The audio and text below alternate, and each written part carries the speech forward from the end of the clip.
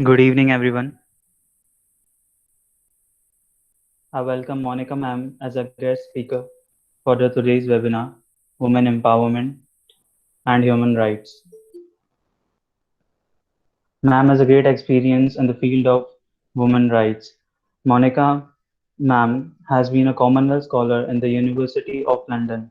She has been Knowledge Hub Coordinator for Gender Equality at Commonwealth Scholarship Commission, UK.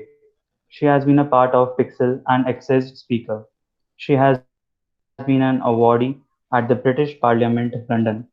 In the program She Inspires Award 2020, organized by Inspiring Indian Women, and more achievement as such. Now I hand over it to Monica.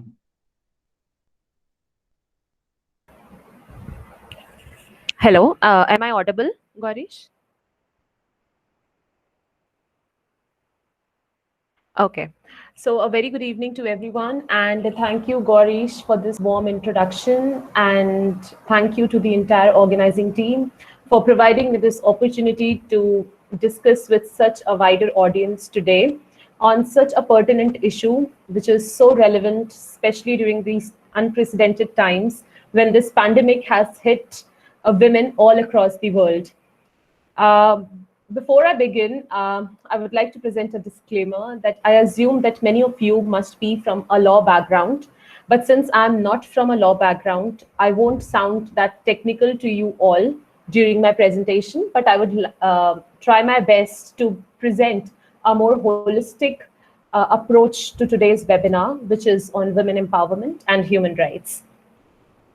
Um, I think Gaurish must have mentioned and told you all that if you have any queries, you can write it in the chat box, and I'll try to answer them at the towards the end of my presentation. I'll try to answer most of them, and if it's not possible due to time constraints, you can always connect with me on social media platforms on Instagram, Facebook, LinkedIn, Twitter, etc. And I'll be very happy to answer your queries there as well. So to begin with today's presentation, which is on women empowerment and human rights, let me just tell you how do I plan to go throughout the presentation. So first, I'll start with defining the concept of what is women empowerment. I'll then discuss about human rights. In the next part, I'll try to link both the things, like that is women empowerment and human rights, and how apt is that concept of women rights as human rights and vice versa. I'll then try to bring a case of India and a comparative understanding of women from rural and urban background. And lastly, I'll try to look briefly into some solutions, challenges, and way forward. So to begin with the first part of my presentation, which is on women empowerment, uh, before I go on to discuss about it, let me just mention that this is a term which is so popular and common these days that if you meet any second person, they have their own conceptions about it and have their own notions about the concept. But let me just first clear what, according to me, according to my level of understanding and analysis, women empowerment implies. So, firstly, talking about this term puts us somehow in a competition with men within our society. And I strongly feel that this has to go. We as women are in no competition with men. We need to believe in our own potential. I do agree that patriarchy in its various forms have, been one of the major reasons for years of subordination of women globally. But criticizing men, demeaning men, blaming men is never a solution for this. You all must have heard of a saying that an eye for an eye will make the whole world blind. And therefore, in order to understand the real meaning of women empowerment, we as women need to believe in ourselves, in our potential, and then only you can open those pathways in front of you that will lead towards greater development and an empowering self. So to begin with, if you go by the definition of women empowerment, that is, provided by various internet sources and other social media sources, you'll come across a definition which says that it refers to the process of increasing women's access to control over the strategic life choices that affect them and access to the opportunities that allow them fully to realize their capacities. Going by this definition, it hints us at the very beginning of a feminist movement that began with this whole idea of guaranteeing equal rights to women in all spheres. In this context, according to my level of understanding and analysis, I have tried to summarize the entire concept of women empowerment into four major dimensions, and I feel that most of the basic human rights that you talk about surround these four major concepts of women empowerment. To begin with, the first concept is the idea of self. The second is the idea or the element of decision making. The third is the importance of education. And fourth is the need for financial independence. Let me just briefly explain you these four dimensions that I've talked about. The very first says the idea of self. This implies that as women, you need to believe in your potential, in your self worth. You need to be self independent, self reliant, in dealing with the challenges around yourselves. You need to believe in your potential, have that confidence in you that yes, you will be able to deal with it, and you will be able to carve a space for yourself in a society which we definitely term as a little discriminatory towards women. So the first is you need to believe in yourself. The second is the element of decision making, which I think is a very, very important element. Why? Because there's an urgent need to have women representation in almost all the sectors that you can think of.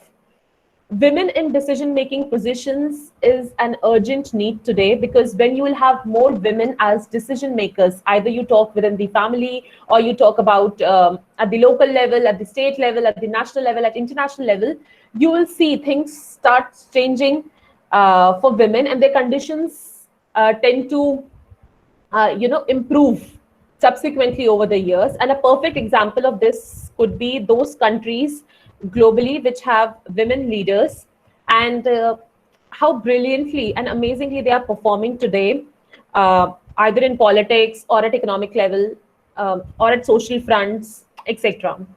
The third important element in defining a women empowerment is education. Again, a very, very important element. Education is a bedrock in any individual's life. And talking in the context of developing countries, including India, I feel that female education is something that we really need to talk about. That is something that you really need to focus on. And that is something that you really need to give importance to, considering the impact that education has in anyone's life. And education is one empowering factor in itself. Talking about the fourth element, which I said is financial independence, I think it is again a very, very important element in leading towards an empowered, or leading towards making an empowered women. Why? Because if you're financially independent, it not only builds more confidence in you, more self-worth in you, but it also provides a helping hand in a family. It also contributes to a better livelihood. You'll be able to help your partner in various ways, and more importantly, in a nation, talking about at the national level, you'll be able to contribute to our economy as well. So I do think that these four dimensions are majorly important if you talk about the concept of women empowerment. Coming on to the next concept of human rights. Um, Human rights, if you say, are those very basic rights and freedoms that belong to every person in the world from his or her birth until their death. And these basic rights can include anything. Include anything like your right to life, right to liberty, freedom from slavery, freedom to express your opinions, freedom of expression, freedom to pursue the work that you want to in education, etc. So these basic human rights are based on shared values of dignity, equality, independence, and are protected strongly by law. When I say that, I definitely need to mention the role of UNDHR in this, which is United Nations Development of Human Rights, which came around 70 years before, and that was the first recognition of international recognition that was given to the importance of human rights. And so, while referring to these human rights, the problem arises when these basic human rights are denied to any individuals on the basis of their gender. That is where the issue of women rights as human rights and human rights as women rights comes into existence. When you hear this phrase, women rights as human rights and human rights as women rights, this was a phrase basically that was for the first time used during the feminist movement globally in the period around late 1980s and early 1990s. The usage of this phrase was popularized in a speech by Hillary Rodham Clinton on 5th September 1995. Hillary Rodham Clinton is the former US Secretary of State. And in a conference on 5th September 1995, during the United Nations Fourth World Conference on Women in Beijing, during that conference, she said that one and only one message that should come out of this conference clearly should be that women rights should be that women rights are human rights and human rights are women rights. She made it a point that until and unless women in our society are treated equally, given equal opportunities, this world shall never be a peaceful and a prosperous one. And since then, this entire phrase has been used effectively and significantly in various feminist movements, in various feminist works. And from there on, there has been an urgent need to realize women's rights. So, talking about women rights are no such special rights, but general and very basic human rights that were enshrined by the United Nations some around 70 years ago. UNDP, which is United Nations Development Program, in 2018 came up with an article that said that some very important women rights include right to education, right to vote, right to own property, to live free from any forms of violence, to earn a free and equal wage, etc. So these rights, according to UNDP, are the primary basic human rights for women. Today, when we talk about women's rights as human rights, we should remember that women's rights are much more than providing opportunities to the women. It does not only restrict itself to, laying forward the opportunities for women. It requires significantly a change in the perspective in which a nation, a society, a country looks at its women.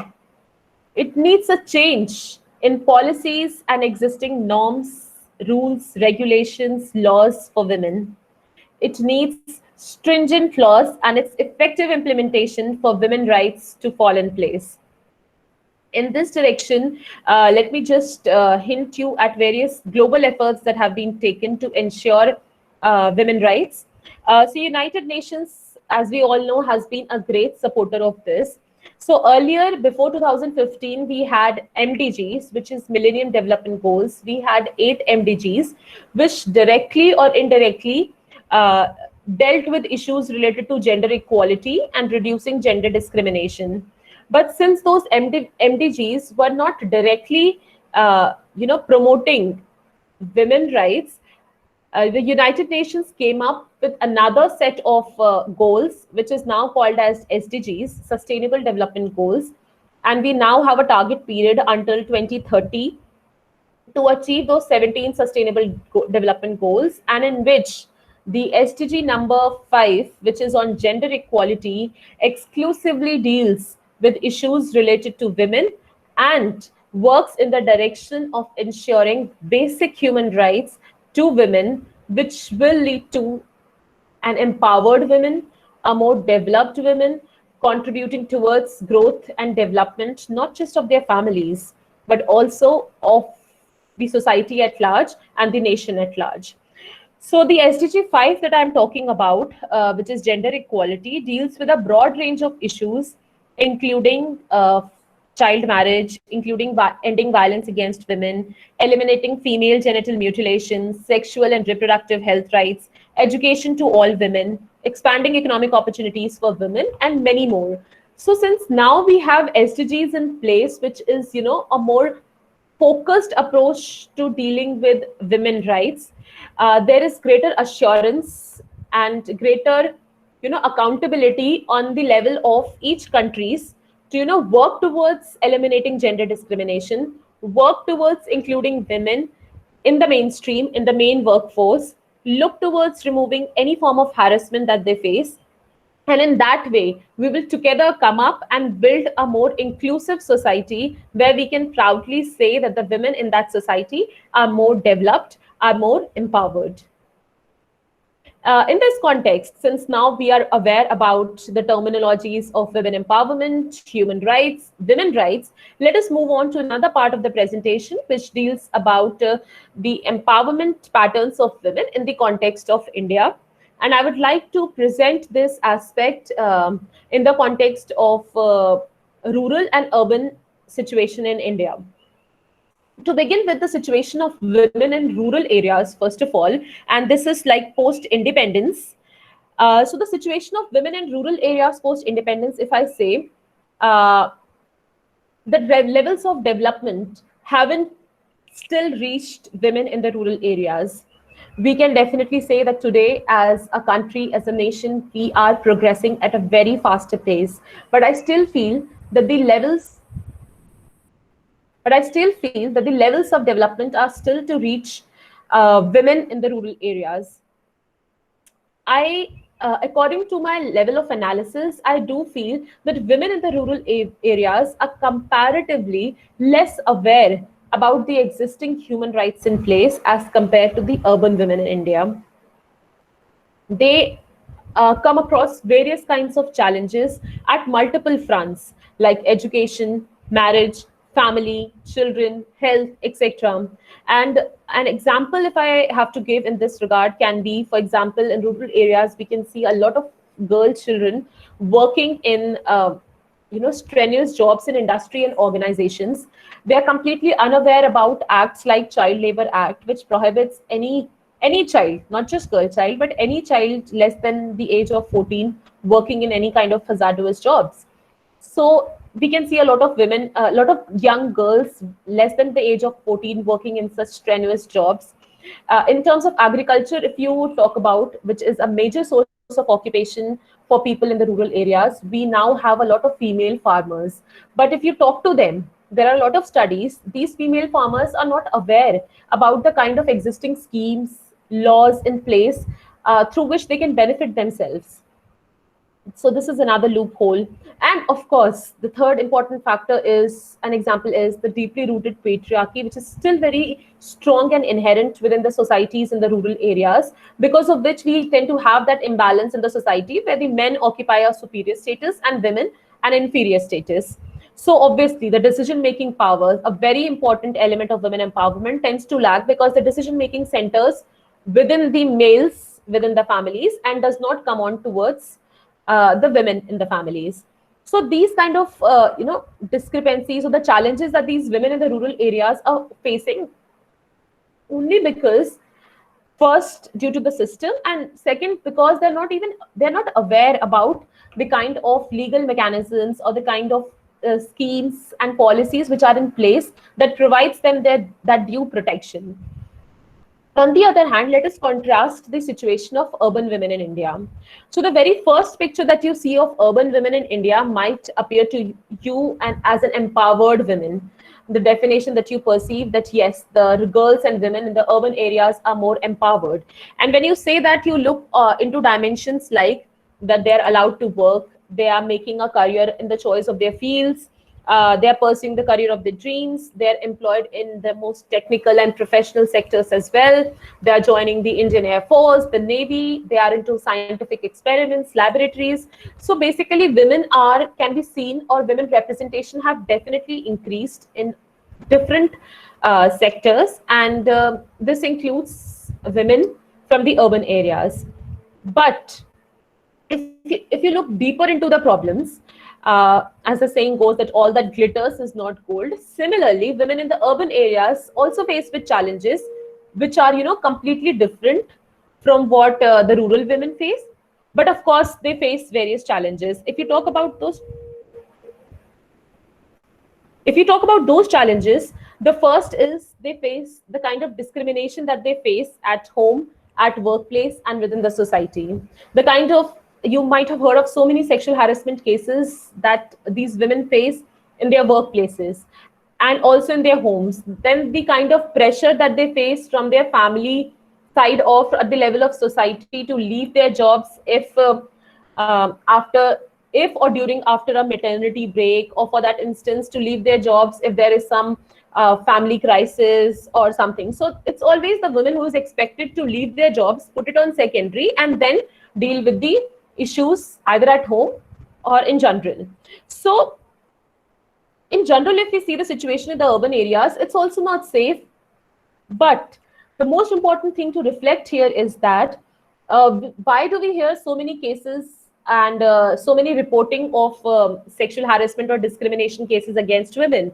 It's because that these women are more aware about their rights. They know what their rights are, and they know where they are being, misused, or where these rights are challenging or something like that. So these women tend to have idea about it, they tend to report cases, and that is the reason why we hear more cases about more such cases happening in the urban areas as compared to the rural areas, where women in the very first place lack or are not aware about the basic understanding of the very basic human rights. So this actually leads us to a situation of what now? Uh, what now, and how do we deal with it?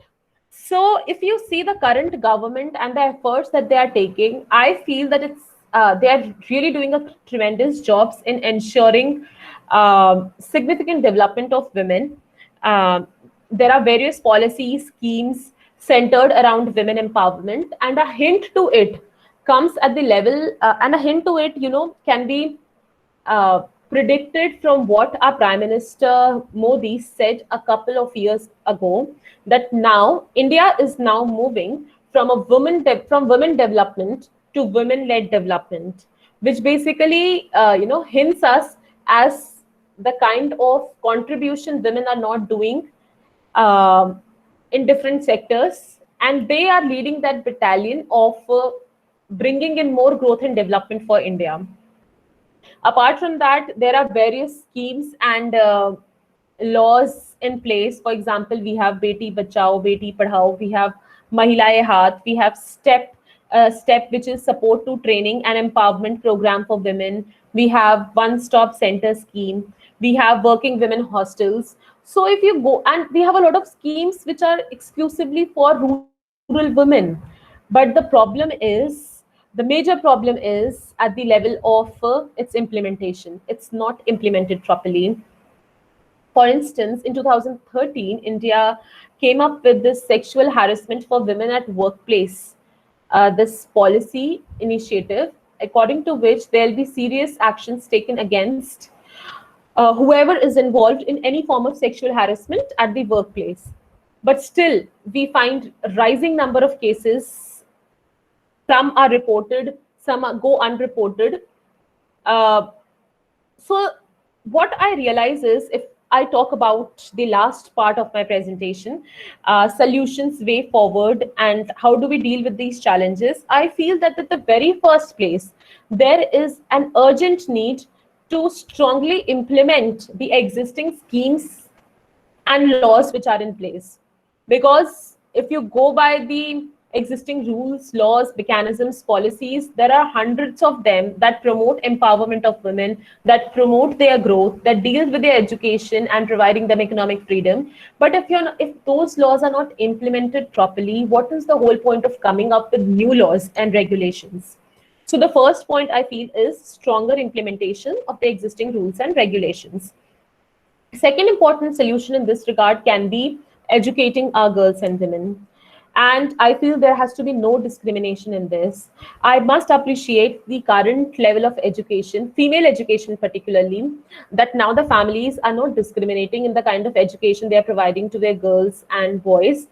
there are more females pursuing education. But I must mention here that this pandemic has once again affected female education particularly, where the data in India itself shows that there are higher chances of many women, many girls leaving their education, and many women leaving their jobs due to uncertainty, both in the education sector as well as in the employment sector. So I do think that we all together need to work on this dimension of educating young girls and providing economic freedom to women that would ultimately lead to empowerment of what we call empowerment of women. And I think that this definitely falls under the basic human right that basic human right that an individual has, that is right to education. Then third point that I would like to reflect is in terms of in a country like India, which is still rooted in patriarchy. It's the women themselves who have major responsibility to stand up for not only themselves but other women and not letting them down. Being a woman myself, I feel that women have the major responsibility to, um, stand up not just only for themselves but also for other women in terms of any opportunities, in terms of any challenges that they face, uh, or any such thing. And if a women stands for women, I think that is the first place where empowerment starts. Uh, then the next point that I feel in terms of solutions, the way forward is that the haves should contribute for the development of the have-nots. What do I mean by this point is that at this level or at this point of time, we definitely have a lot of many examples of an empowered women, and these empowered women can be seen in different sectors in India. So these women who are already at that stage of decision making and into that stage of having that control, not control, but having that power in their hands to do something for other women, these women should definitely do something. And this can be in terms of making laws more strict, coming up with stricter regulations, norms. And I would like to bring an example here, a very beautiful example of an of a woman who is an who is an IS officer, and she is currently the district magistrate of a particular state. I am forgetting. I think it's some state in Rajasthan, and the kind of stricter mechanisms that she has implemented in her district regarding women. Like in that entire district, people are so determined to educate their children, to educate their girl child. So I think that this is a classic example where the haves are contributing towards have-nots, leading together to an not only empowering women but also to an empowering society.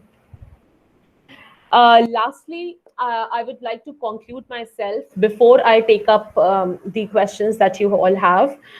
And I would like to end it on a very optimistic note and a strong message for women, particularly that instead of cutting into each other's throat, the women should learn to fly into each other's arms, thereby uplifting each other up, being together on this journey of greater development and growth, and on a journey of empowering oneself.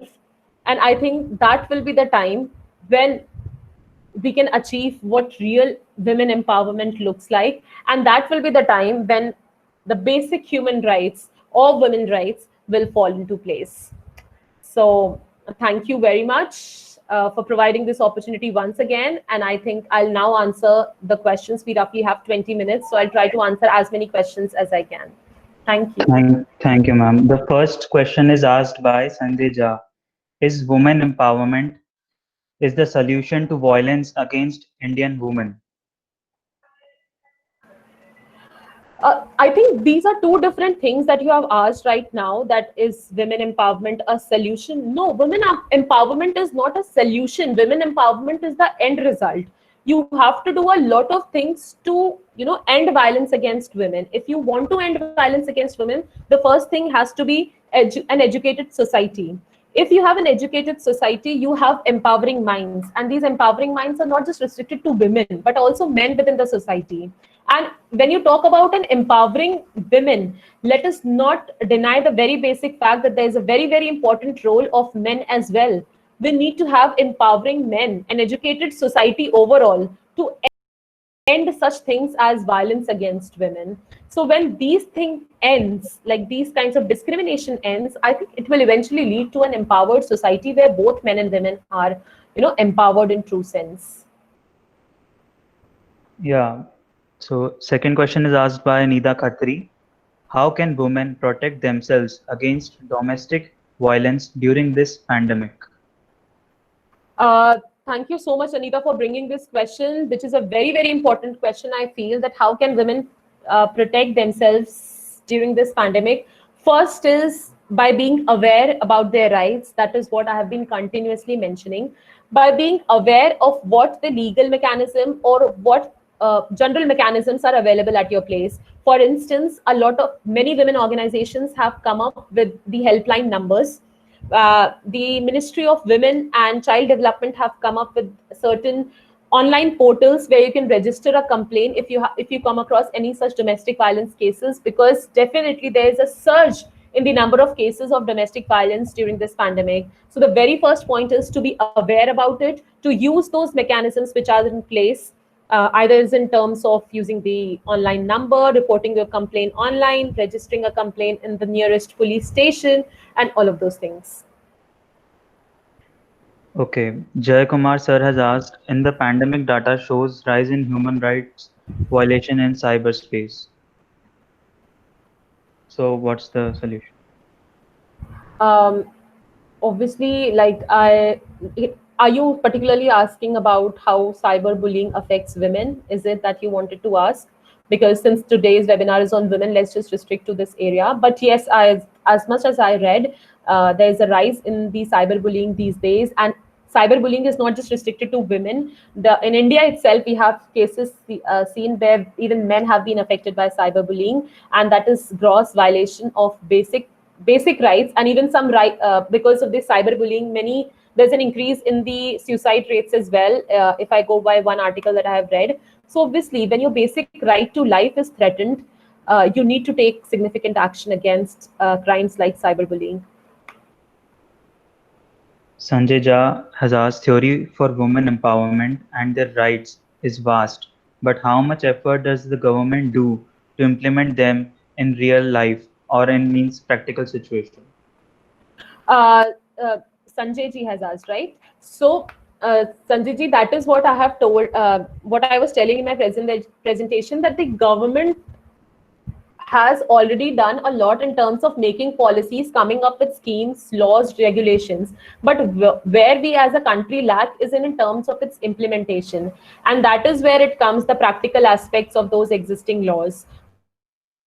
We need to have proper implementation and stricter mechanisms, uh, where the role of society, judiciary, administration comes into existence, that just implement those laws strongly, in order to prevent any such gross violation of women rights or human rights. Mukesh Kumar, how many laws regarding women empowerment and protect their rights are in India? Um, I'm sorry, I cannot tell you the exact numbers because I don't think numbers matter in this case, but I listed a lot of mechanisms which are there. For example, sexual harassment for women at workplace, which is a very recent initiative that came in 2013 that prevents sexual harassment against women at workplace. Then we have domestic violence law as well. We have policies that promote economic freedom. We have policies that take care of um, basic right to life, right to education. So there are a number of laws. I'm sorry, I can't tell you the exact numbers. Rasika Singh, in many cases, dowry is the cause of domestic violence against women. So why Dowry Prohibition Act is not implementing seriously? Again, the you are hinting or you're telling the same problem that I've been telling, that implementation is the problem. And when you say that why is it not getting implemented, there are a variety of reasons, majorly political, but includes a lot of other things as well, includes societal as well, which includes patriarchy. See, we live in a world where naturally men have been the superior and women have been the inferior class. In such a society, if you are making any efforts to change the dynamics, it would be very hard. So why such efforts, the Dowry Prohibition Act, is not implemented properly? There are many reasons, uh, political, societal, but I definitely don't. I also agree with you that why do they not implement it, especially when there are so many women losing their lives? It's a basic threat to their basic human right of right to life. Every year, there are so many cases still, and that too in the urban areas where women are dying or are killed because of dowry. So at this point, I feel that we really need a significant change at the societal level to accept women as an individual being, to respect her for being an individual being, and not associate her in terms of materialistic values. And dowry is completely, all about weighing women in a balance of materialistic things and an individual being. Okay. So Preet Sharma, what about comparing women empowerment in different countries like Dubai, UK, US? Thank you for raising this question again. I have visited so many developed countries, and for the last 6 months, I was in, like, until March, I was in London. So 6 months of stay in London have changed my view so drastically about this. You will be shocked to note that, see, we as Indians are living in a developing country, and we assume that the developed part of the world is, a very flowery portrayal of individual beings. But that is not the case. Just to tell you an example of the situation of women in the developed world, and particularly in UK, because I was there and I have seen it with my own eyes and have experienced the practical notions about it. During the pandemic, if you see the data, the developed countries of the world, the United States and the UK, have a rising number of cases of domestic violence. And talking particularly about UK, the helpline number, that is, the government helpline number to register domestic violence cases, there has been a tremendous surge during these lockdown, and there have been tremendous reporting about these cases of domestic violence in the developed countries as well. So I mean, from this platform, I would literally request you, let's just not consider that domestic violence issues or violence against women are only restricted to women within the developing economies. It's equally there. Obviously, since the reporting is more, since there are stricter mechanisms, there are rules and regulations which, there are stricter punishments for them, for these kinds of grievances. But at the same time, let us not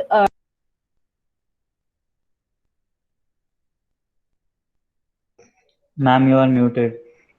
One. Hello, am I audible? Yes, you are audible.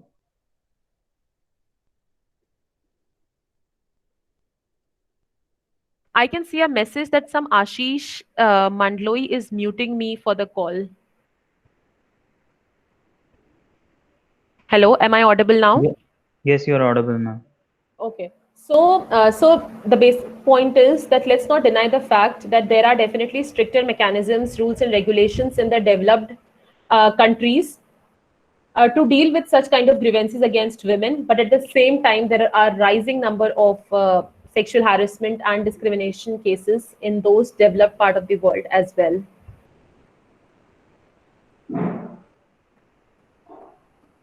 Okay. So Lakshmi Soni has asked, do you think about the glass ceiling is one of the difficulties of women empowerment? Yes, majorly. When you talk about glass ceiling, I remember one of the very famous interactions and a message that came from Priyanka Chopra at a very at a meet. I think it was an international meet where she said that we as women really need to break those glass ceilings. And I think many women today are doing or are already doing that. That is one of those that has been and continues to be one of those hindering factors in the empowerment of women. But I think that glass ceiling has already been broken by many women in different sectors throughout the world. Bidisha Roy: Domestic violence is not always physical, it might be emotional or psychological. Many women don't speak up on that and not much importance is being given on that. How can we deal with that?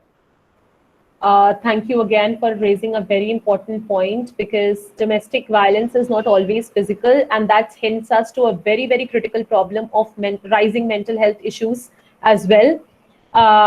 Since I'm working on a project that deals with mental health issues of women, um, in that study, I have come across some very significant points, and that is that mental health issues are more severe than than physical abuses, and the mental health issues are have more severe consequences as compared to physical abuse. And this is relevant not only in the context of India but women globally. And this has increased during this pandemic as well. Why? Because now women are restricted within their homes.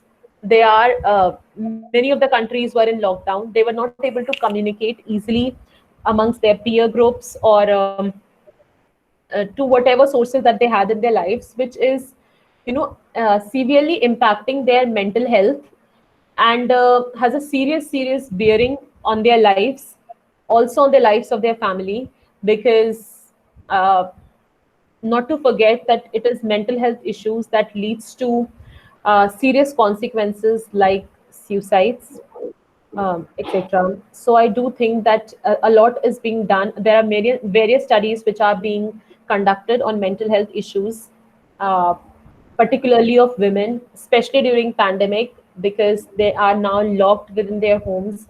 They are doing double shifts at homes. So yes, it's a very major concern. Aishwarya Grover asks that even after filing FIR, there are absolutely no action taken in this situation. What should be done? Because the government does nothing when it comes to implementation.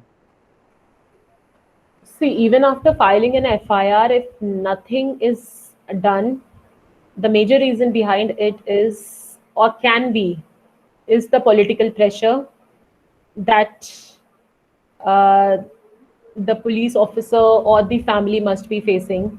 So that political pressure is one thing that basically detriments everything. But obviously, we need, in such a situation, we need to trust our judiciary, which is an independent wing, and we need to trust. And obviously, if there are no significant efforts done even after filing an FIR, you can obviously move to courts with your issues, I feel. Radhika MS: Is women empowerment applicable to retrospective or prospective effect? Some even misuse these rights. I'm sorry, I did not hear retrospective or. Retrospective or prospective effect. Some even misuse these rights. So, are you talking about women misusing their rights? Is it the question, Gorish?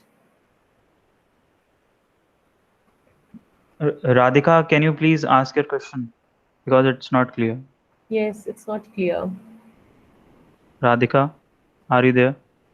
Yeah, yeah. Ma'am, actually, I have two questions. The first one is like whether this women rights, say women empowerment is applicable like retrospective or prospective effect, ma'am, because previously the women did not get rights, no, ma'am. So, like, can they challenge that? In the past, I have not. I didn't have right for this something. Can I get it now? Okay. First question, ma'am. And next. Next one is like this is for on behalf of all women, no, ma'am. So some people wantedly they misuse their rights and they get they get the judgment in favor of them. So you're talking about women Everyone will be confused that no, this is for women goodness only, but they are misusing their rights like that. Thank you so much, Radhika, for raising the second question, which is very important. I'll answer it. So, as far as your first question is concerned, retrospectively implementation of laws. So, I think it's never done until in very exceptional cases. So, whenever any law or any such policy comes, it hardly it is from a retrospective perspective, which is like going back and then implementing it. So, it's always implemented from now onwards. So, if there is any such issue or violation of your basic human rights earlier, you can obviously challenge all of these in the context of the existing laws then. So I think in that case it can be solved. And coming to a very important second question, which is like many women misusing their rights, uh, let us not deny that yes, there are cases where women have misused their rights, of falsely blaming the men, and in the court, in any such issue. For example, even the fake dowry cases have also been filed, and I'm strongly against these kinds of cases as well. And I feel that serious actions should be taken against these women as well, because see, if you are doing such things, you are playing with an organization as great as our judiciary, where everybody has a blind trust, and where everybody goes with a belief that yes, there'll be justice done to your case. And if now me and many other women, when they are uh, fighting or creating a space for ourselves to guarantee us those basic human rights, and in such a scenario, if any such women violates these basic rights and takes advantages of a situation for being a woman, I really feel that such acts are punishable, and serious actions should also be taken against those women as well, which will also send a clear message, uh, not just to have faith and respect in our judiciary, but also to have faith in the legal system, and also to ensure that let's not discriminate on the basis of gender, and this time gender can be either men or women. I hope I've Is answered there your any question. punishments imposed for this identified woman, ma'am? Like someone misusing, like the woman misusing their rights. So, is there any punishments imposed, ma'am, in any of the acts? Like, for women? Okay, you're talking about any specific act that deals with such things. I don't think so there's any such act, in such. There might be act in terms of falsely navigating the judiciary and all of those things, under which they can be punished.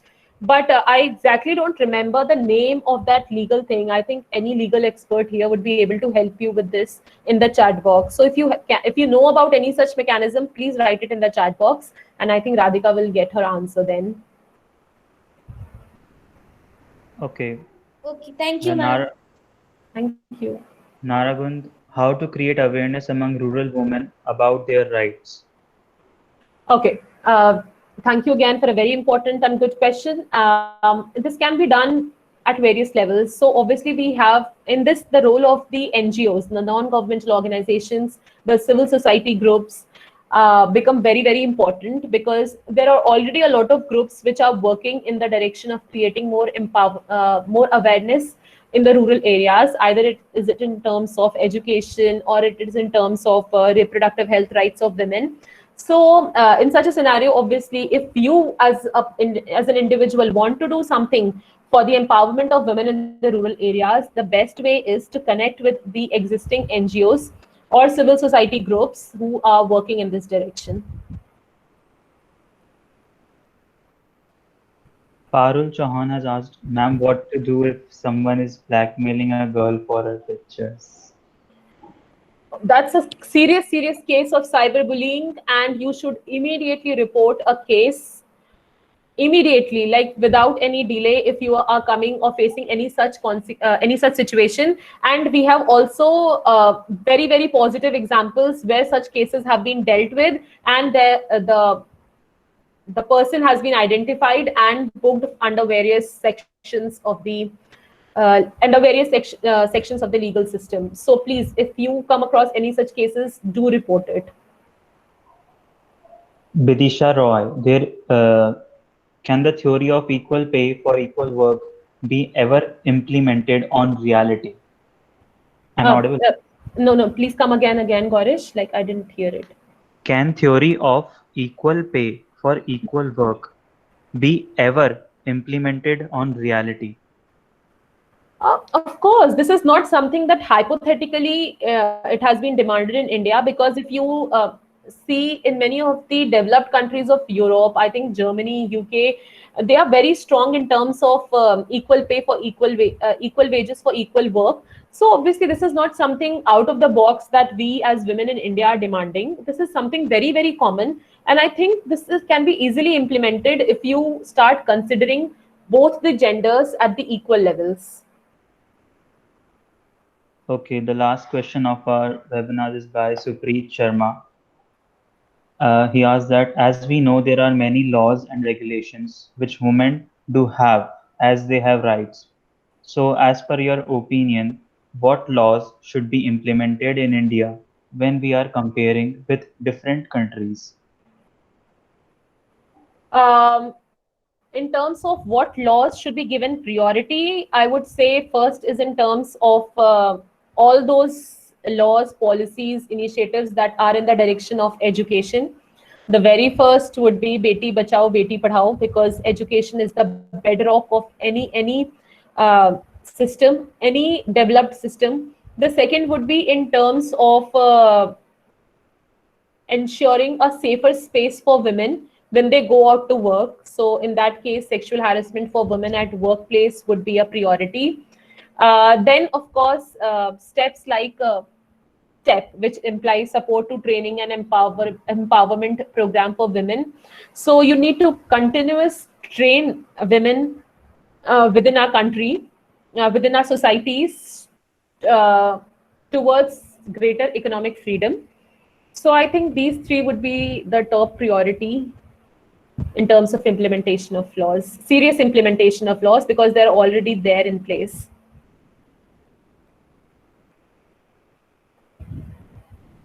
Okay, thank you, ma'am, for such an imparting knowledge Thank you so much, Gaurish. on Like, women you know, empowerment and human thank you rights. so much for providing me this opportunity to interact with such a lovely audience. And for all those questions that have still remained unanswered, I would really like you all to connect with me on any of the social media platforms. Ask me your questions, and it would be my pleasure to help you in any way I can. So thank you once again. Thank you. Thank you. We thank to our teams and media partners also. Please stay for 2 minutes as we are clicking the pictures. Can everyone on their videos?